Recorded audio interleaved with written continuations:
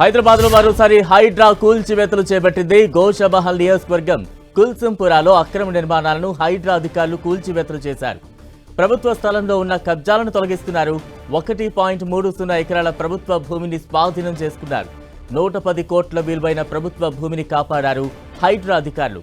ప్రజావసరాలకు ఈ భూమిని వినియోగించాలని ప్రభుత్వం భావిస్తోంది. డబుల్ బెడ్రూమ్ ఇళ్లకు ప్రతిపాదనలు చేస్తోంది.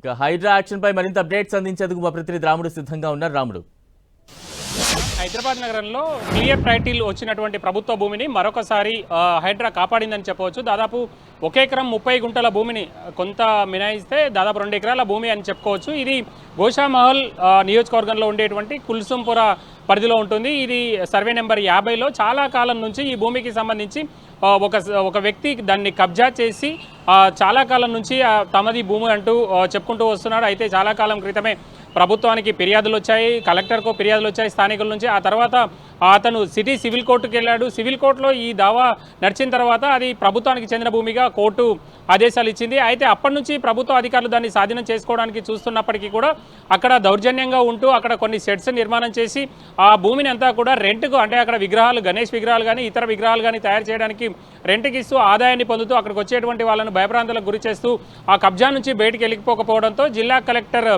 హైడ్రా కమిషనర్కు లేఖ రాసింది. వాళ్ళ విజ్ఞప్తి మేరకు హైడ్రా అధికారులు ఈరోజు అక్కడ ఉండేటువంటి ఆ భూమిలో ఉండేటువంటి అన్నింటిని కూల్చివేసి మొత్తం ఆ భూమిని అంతా కూడా స్వాధీనం చేసుకున్నారు. దాదాపు 1 ఎకరం 30 గుంటల భూమి కాబట్టి దీనికి దాదాపు 110 కోట్ల వాల్యూ చేస్తుందనేది ప్రధానంగా అధికారులు అంచనా వేస్తున్నారు. అయితే ప్రధానంగా ఈ వ్యక్తి గణేష్ అశోక్ సింగ్ అనేటువంటి వ్యక్తి పైన ఇప్పటికే రౌడీ షీట్ ఉన్నట్టుగా అక్కడ ఉండేటువంటి అంటే ఆ ప్రాంతంలో ఉండేటువంటి దాదాపు 3 పోలీస్ స్టేషన్ల పరిధిలో, అంటే లంగరౌజు, మంగళాట్, అదేవిధంగా షాయిన్గంజ్ పోలీస్ స్టేషన్ల పరిధిలో కూడా దాదాపు 8 కేసులు ఉన్నట్టుగా అధికారులు చెప్తున్నారు. ఇవన్నీ చూసినప్పుడు కొంతమంది అంటే ఈయన పైన రౌడీ షీట్ కూడా ఉన్నట్టుగా అధికారులు చెప్తున్నారు. అంటే తమ ఆధీనంలో పెట్టుకోవడానికి ఈ విధంగా కొంతమంది వ్యక్తులు చాలా బలవంతంగా అక్కడ ఉండేటువంటి అధికారులను కానీ అదేవిధంగా స్థానికులను కానీ భయభ్రాంతులకు చేసి ప్రభుత్వ స్థలాలను కబ్జా చేస్తున్నారు. వీటన్నింటినీ తొలగించడం పైన ప్రభుత్వం స్పెషల్ ఫోకస్ పెట్టింది. హైడ్రా ఆ విధంగా పనిచేస్తున్నటువంటి పరిస్థితి ఉంది. మనం చూస్తే గడిచినటువంటి వారం 15 రోజుల్లో ఇటు కొండాపూర్లో దాదాపు 30 ఎకరాల భూమి, అదేవిధంగా బంజారా హిల్స్ ప్రాంతంలో దాదాపు 5 ఎకరాల భూమి, ఈరోజు 1 ఎకరా 30 గుంటలకు సంబంధించినటువంటి భూమి.